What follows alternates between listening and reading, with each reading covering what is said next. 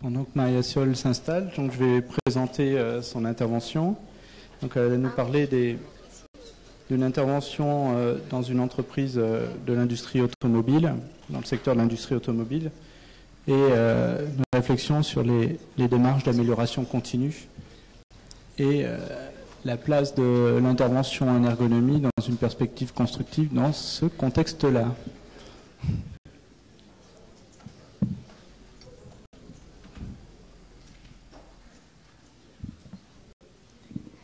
Bonjour à tous. Je suis ravie d'être aujourd'hui parmi vous pour ma première participation au rendez-vous de l'ergonomie du CNAM Pays de la Loire. Donc c'est un plaisir de pouvoir partager un bout de ce que j'ai pu faire dans le travail sur le déploiement du Lean Management. Par rapport au programme, vous verrez que j'ai un petit peu modifié le titre de ma présentation, donc c'était un petit peu volontaire. L'idée étant plutôt d'élargir en préparant la présentation, je me suis rendu compte que le propos allait au-delà quand même de l'intérêt uniquement du rôle de la prescription et de la conception de la prescription dans une organisation. Et donc j'ai intitulé ma présentation « Les démarches d'amélioration continue comme un moyen de conception du travail dans une perspective constructive » qui bien sûr se pose sous forme d'une question, puisque comme vous le verrez, ce n'est pas aussi évident que ça de pouvoir affirmer ceci.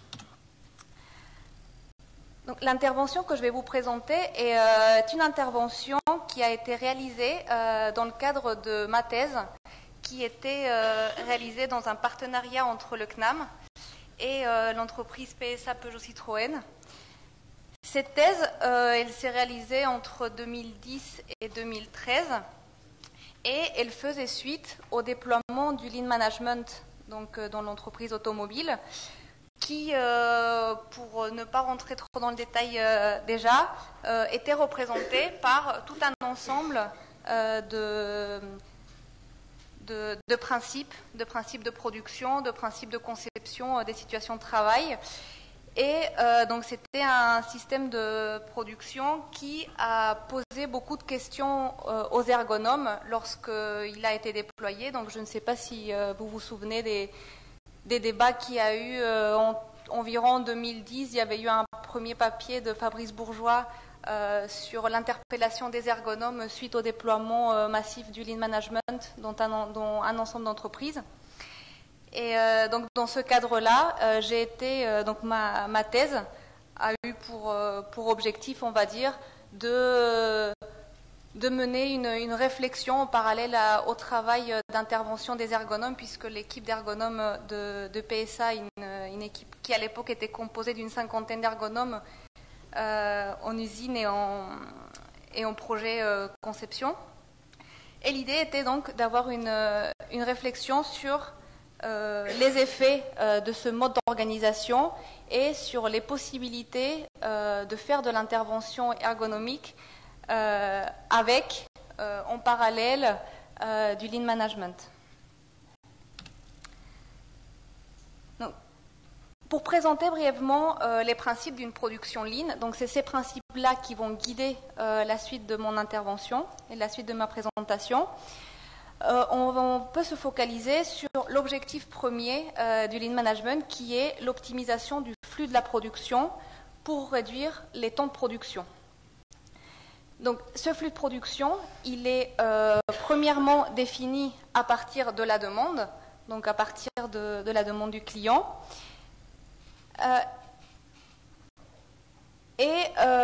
L'optimisation de ce flux se fait par une identification des meilleures façons de faire et une standardisation de ces pratiques qui visent globalement l'élimination de ce qui est appelé des gaspillages ou non-valeur ajoutée pour le produit. Donc l'élimination de toutes les opérations, de toutes les actions, de tout ce qui se ferait, qui n'apporte pas de valeur ajoutée du point de vue du client.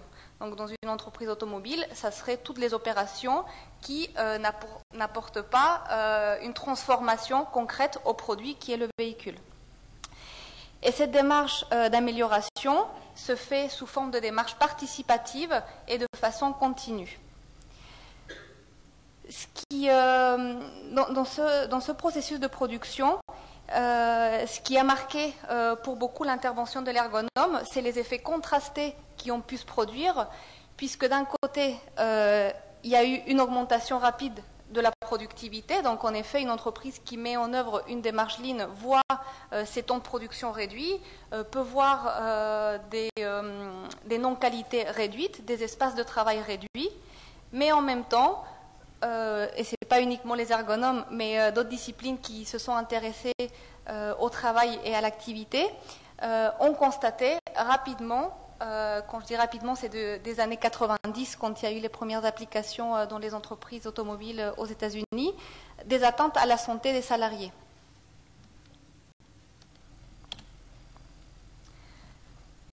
Donc, dans le cadre du déploiement de ce système de production, et pour apporter un petit bout de réponse à l'entreprise qui souhaitait développer une réflexion sur l'apport que pouvait avoir l'ergonome dans ce système de production, j'ai décidé de m'intéresser aux enjeux de la prescription, puisque, comme je l'ai dit, pour le Lean, la transformation, l'amélioration se fait par cycle court et itératif d'amélioration du standard et donc de la prescription du travail. Ainsi, donc, je me suis posé la question de l'enjeu de cette prescription dans une organisation Lean.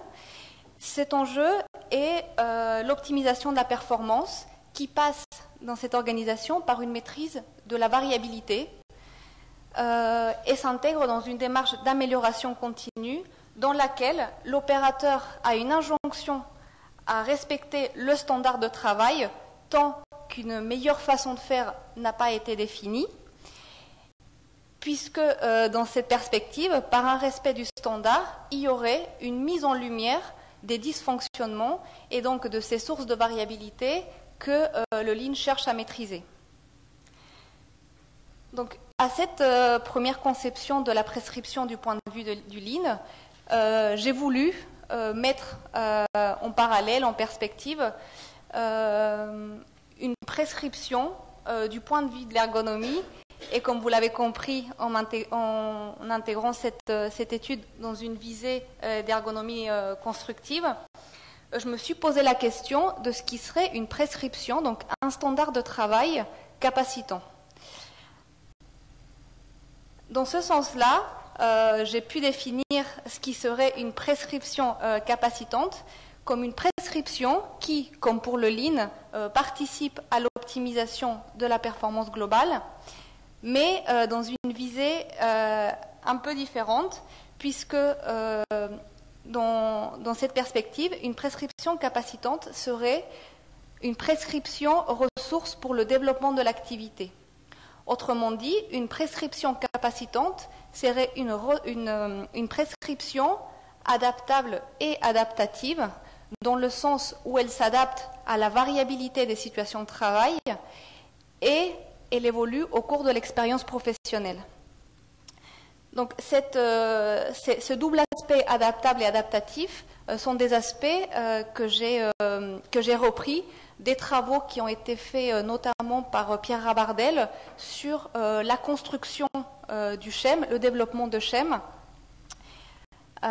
qui eux-mêmes étaient issus des travaux piagétiens. Dans cette perspective d'un standard ou d'une prescription qui serait adaptable et adaptative, on peut se poser la question du processus par lequel on pourrait concevoir ce standard-là. Et dans le cadre de cette intervention, j'ai voulu inscrire cette construction au sein d'un processus de débat des règles du travail avec une contribution effective des opérateurs à cette conception. En posant les questions pour traiter le Lean de cette façon-là, la réformulation, pour le dire ainsi, de la demande initiale qui m'a été posée est passée du traitement de plaintes floues, puisque à l'origine, un des enjeux était de comprendre pourquoi les opérateurs dans cette usine automobile se plaignaient de postes qui, par ailleurs, étaient des postes légers, au sens de la contrainte physique, énergétique et biomécanique, pour aller vers une intervention orientée par une ingénierie du dialogue sur le travail. Donc, ce choix a été possible à ce moment-là, puisque dans l'entreprise, et puis au-delà aussi dans tout un ensemble d'écrits qu'il y a eu à l'époque, il y avait un consensus sur le rôle des opérateurs dans l'amélioration continue. C'est-à-dire que tout le monde était d'accord pour dire qu'il fallait impliquer directement l'opérateur qui était au poste dans ces processus d'amélioration des situations de travail. Il y avait également une place primordiale qui était accordée au terrain, ce qui était un peu en rupture par rapport à des formes plus traditionnelles de conception où on a des bureaux d'études ou des pôles ingénierie qui vont penser et concevoir le travail et des opérateurs qui vont le réaliser. Et avec donc cette approche du Lean qui dit que le terrain est le lieu où la valeur est créée, on a pu s'insérer justement dans cette ingénierie du dialogue sur le travail.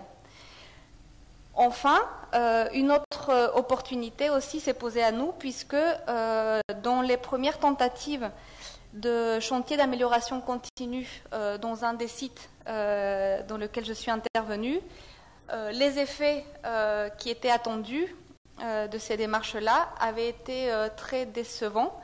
Et donc, les managers qui étaient en charge de mettre en place ou de déployer le Lean étaient ouverts à d'autres façons de faire pour améliorer cette intervention des opérateurs.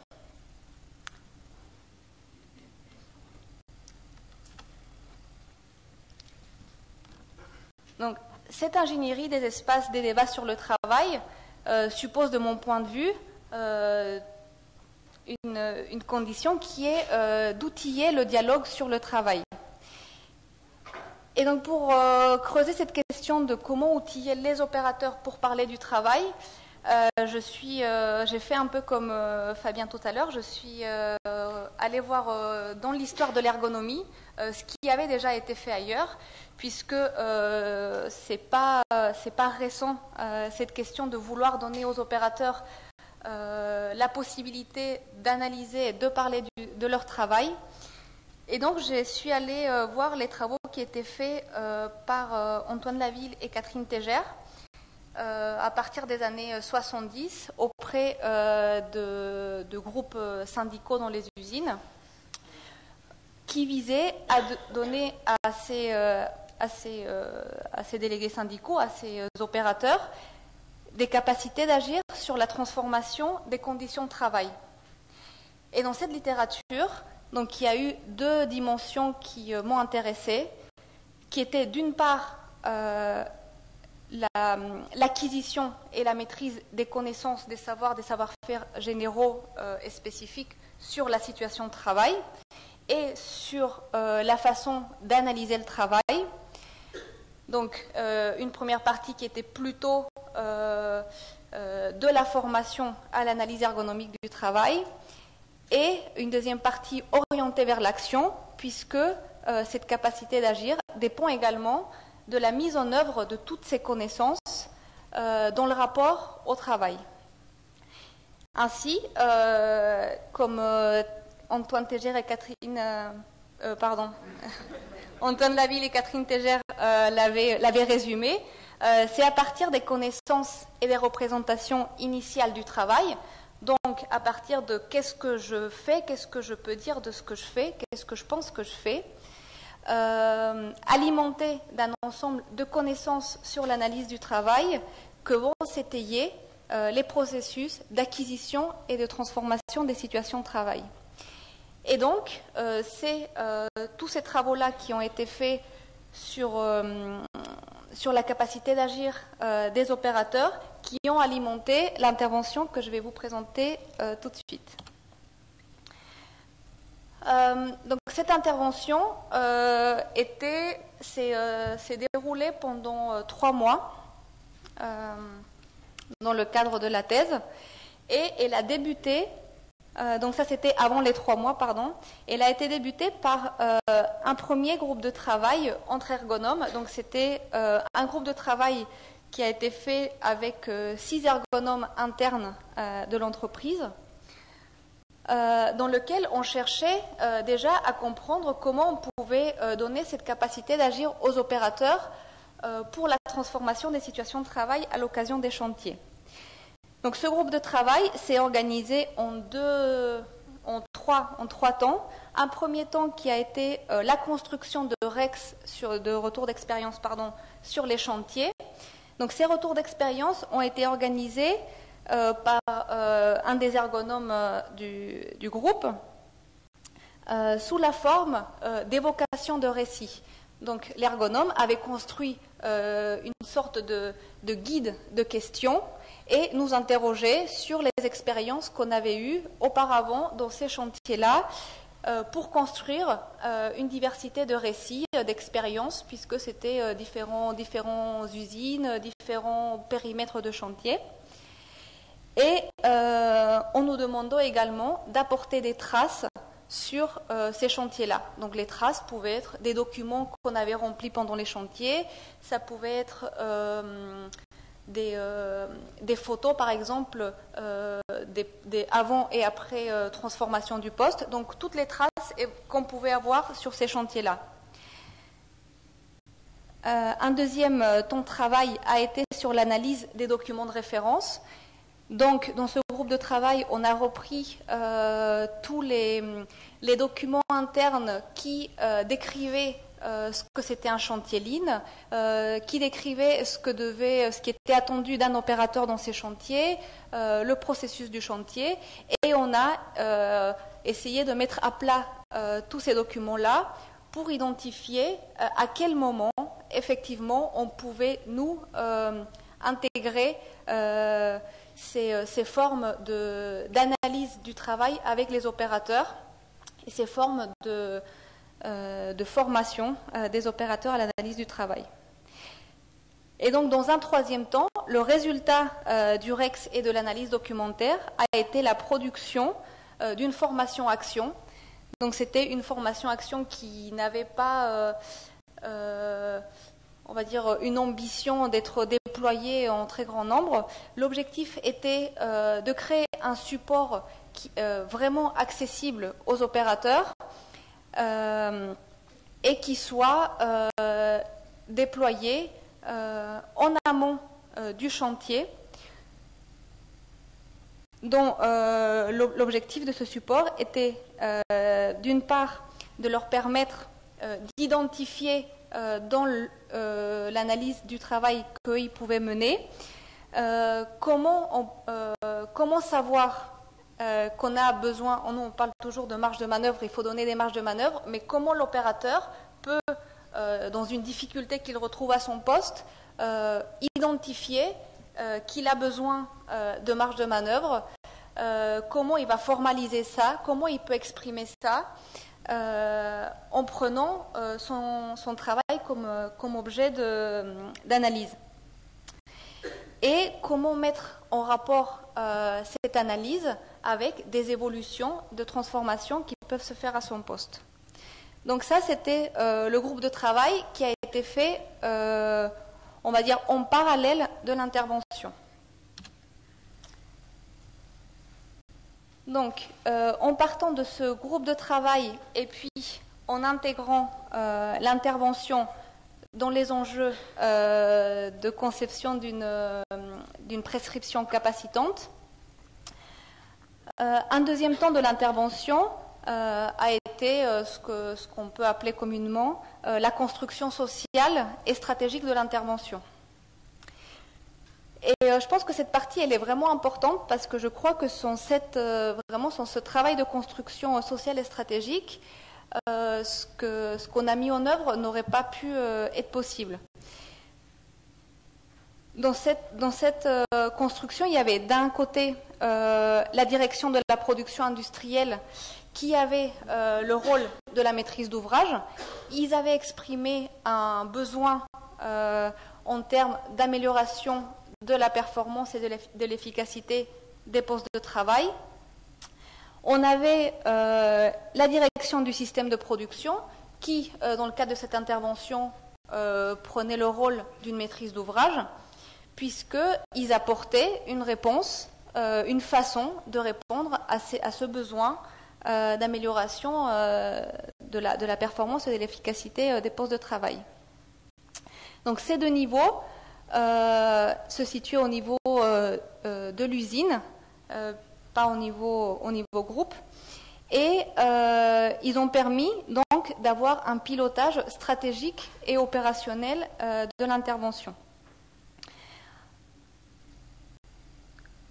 Un deuxième groupe de travailleurs était le management de proximité, qui était le représentant de cette maîtrise d'ouvrage et qui avait le rôle pour le chantier de pilote du chantier et donc qui était garant de la formulation des besoins.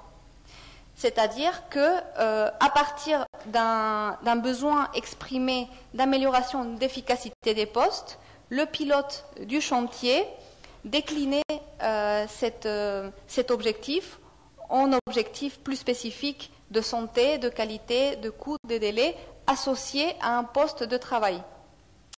Et enfin, l'intervention a été construite également avec l'animateur du chantier qui, lui, était un représentant de la maîtrise d'œuvre et qui était garant de la conduite du chantier en respectant les démarches d'un chantier Lean.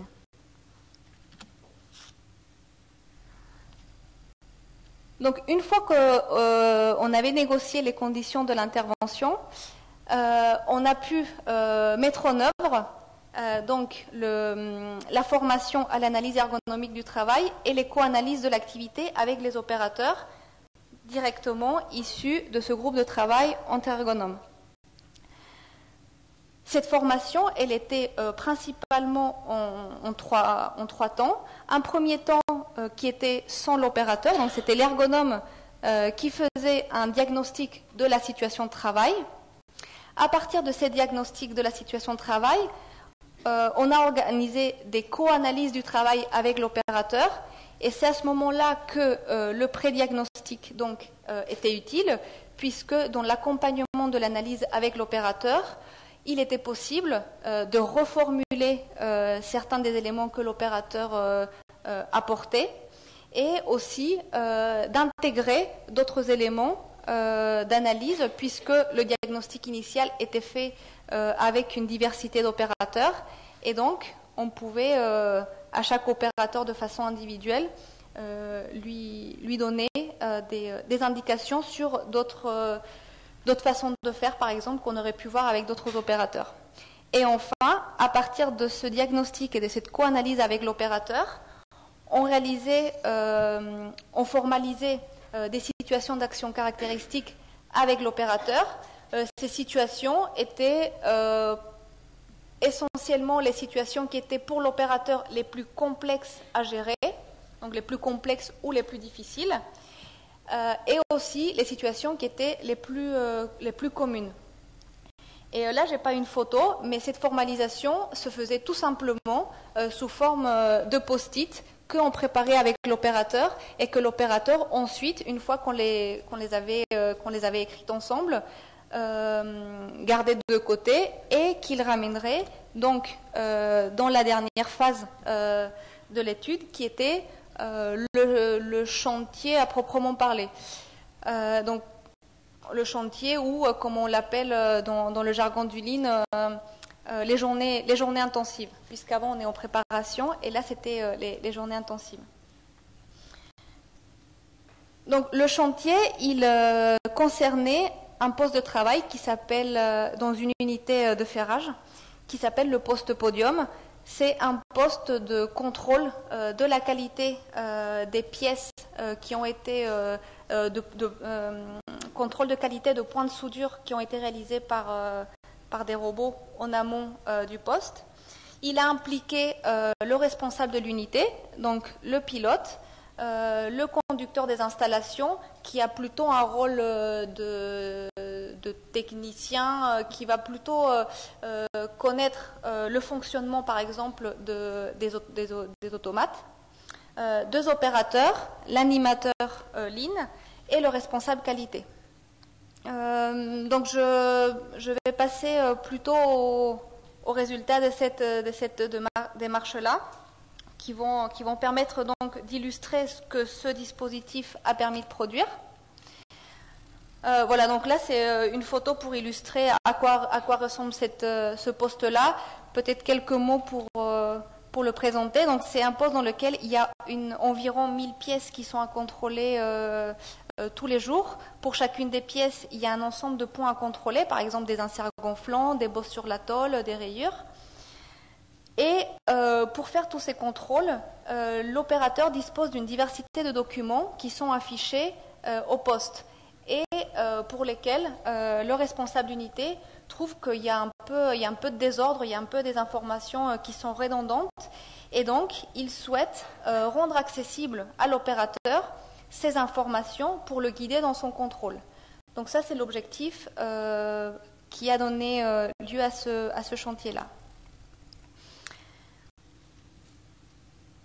Pour l'analyse, ce que nous avons fait, c'est que nous avons enregistré ce qui s'est passé, vu qu'on est sur les façons d'outiller le dialogue sur le travail. Donc il fallait, à l'issue du chantier, de pouvoir analyser ce qui se passait concrètement quand on parle du travail dans un chantier, quand on est outillé pour parler du travail, de quoi on parle. Et la méthode d'analyse était une méthode que j'appelle développementale, est une méthode qui vise à reconstruire a posteriori les formes de mise en débat du travail. Et pour cela, je m'étais appuyée sur les travaux notamment de Flore qui est ici, qui décrit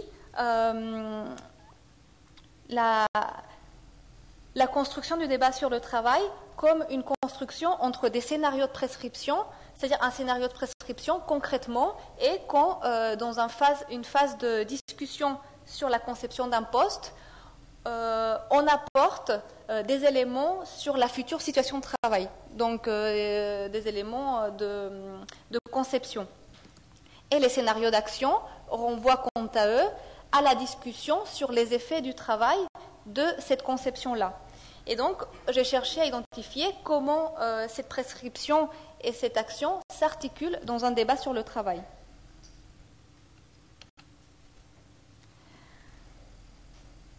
Donc, les principaux résultats ont concerné la création d'un espace de débat de règles du travail, puisque, effectivement, ce dispositif a permis d'élaborer de façon collective des problèmes de conception et d'enrichir le champ du travail du chantier. Je vais l'illustrer par un tableau juste après.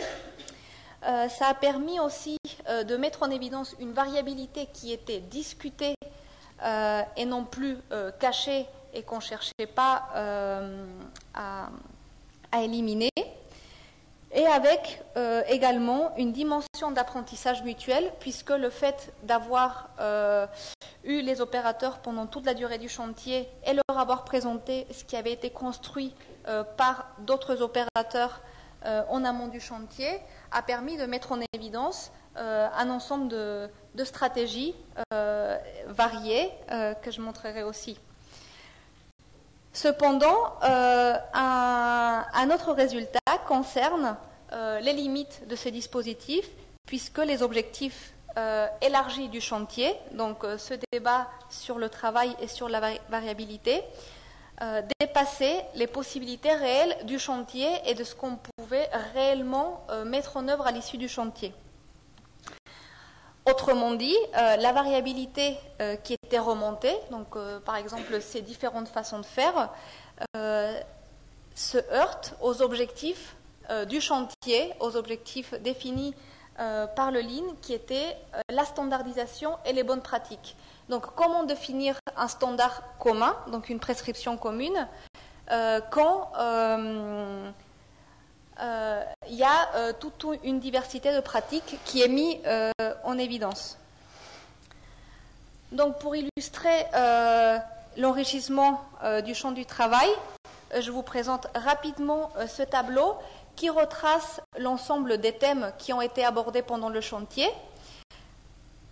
Ici, le thème du 1 au 10, c'est les thèmes qui sont vraiment inhérents à la démarche Lean.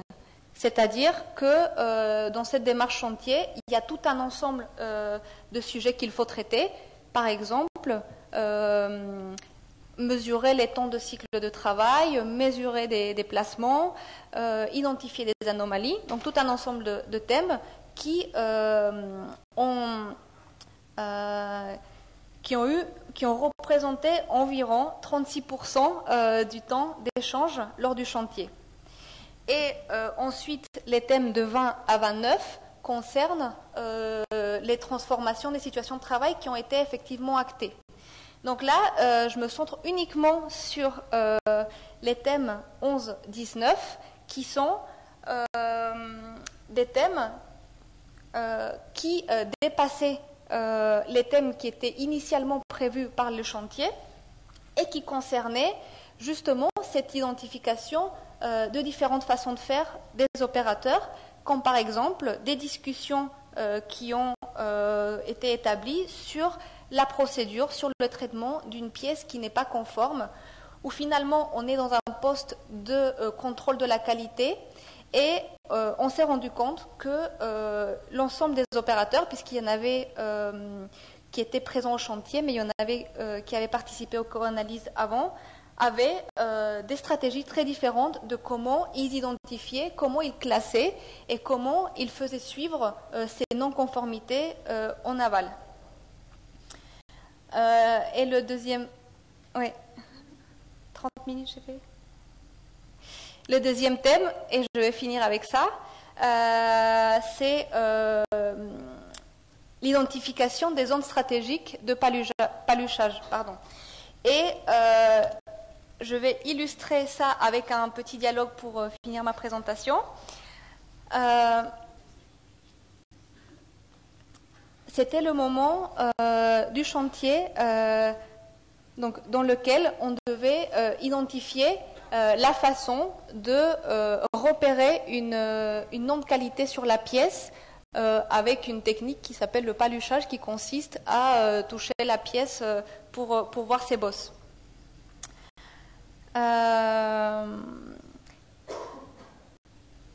Et donc, l'animateur, il dit, oui, ce matin, l'opérateur, il change de main, mais il fait même du rab, c'est-à-dire qu'il passe trop de fois. Il n'a pas paluché, il n'a pas fait du côté entre les deux bras de la balancelle. Donc, l'ergonome. Est-ce que pour vous aussi, celui-là, il est plus... Okay. Est-ce que c'est mieux? Le gauche, oui, je vais moins vite à le faire que le droit. Puis moi, je paluche pas au-dessus entre les deux, dit l'opératrice. Donc, elle fait différemment. L'animateur, oui, c'est normal, il n'y a pas à le faire. L'opératrice, ah bon, il n'y a pas à le faire? Et l'animateur, on verra la gamme demain. L'opératrice, ah ben, c'est parfait alors, j'étais dans la gamme, c'est pour ça qu'on m'a jamais rien dit. Et l'animateur, donc j'ai jeté un œil sur les gammes. L'ergonome, mais comme disait Jean-Paul aussi, ça serait pas mal demain qu'on puisse voir les différents défauts qu'il y a. Je ne sais pas depuis un mois ou je ne sais pas quand pour voir à quel niveau il se situe ces défauts. Et l'animateur, à quel niveau et puis à quelle fréquence. L'opératrice, de toute façon, les défauts, c'est toujours à peu près les mêmes. Et l'animateur, c'est Astrid, la responsable qualité, qui doit relayer les récaps, je pense. Et donc là, on arrive au moment important. L'opératrice, parce que moi, ce que je fais surtout attention, c'est les endroits, comme on dit, stratégiques, comme les ailes cassées, les choses comme ça. C'est ce qui revient le plus souvent et tu dois être plus vigilant sur les choses comme ça. Et ensuite, il y a eu toute une discussion qui a duré, donc ça peut paraître très peu, 36 minutes, donc c'était à peu près 7% des temps de parole, sur toutes ces stratégies pour faire le contrôle de qualité, mais qui, à l'issue de chantier, n'a pas pu être transformée en une action concrète, puisque ça a dépassé l'objectif qui était de définir une bonne pratique. Et donc, dans ce chantier-là, on a été confronté à tout un ensemble de pratiques qui sortaient d'une définition d'un standard unique, et donc on n'a pas pu l'intégrer.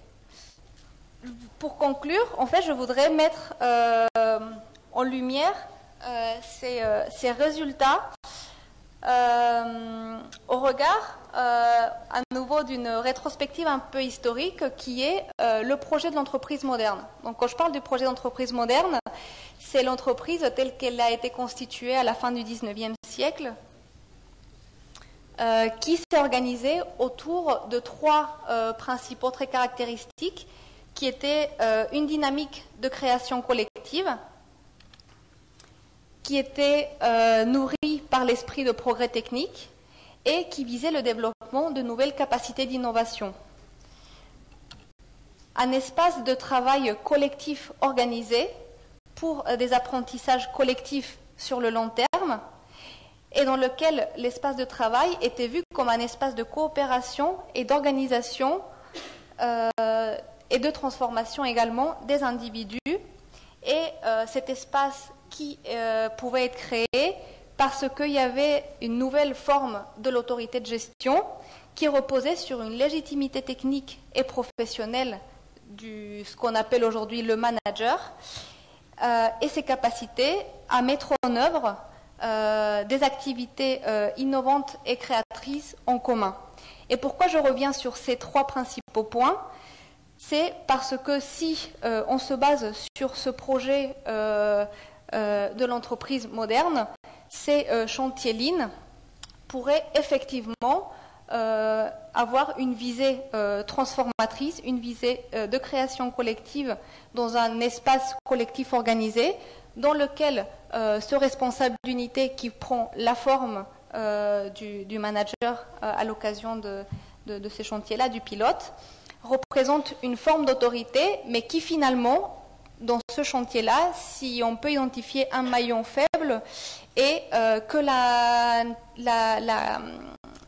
la formation préalable s'est centrée uniquement sur les opérateurs, et on a laissé complètement de côté ce responsable d'unité, donc ce manager-là, alors que c'est lui, finalement, si on vient en arrière, qui a le rôle de mettre en commun ses contributions individuelles dans cet espace collectif organisé.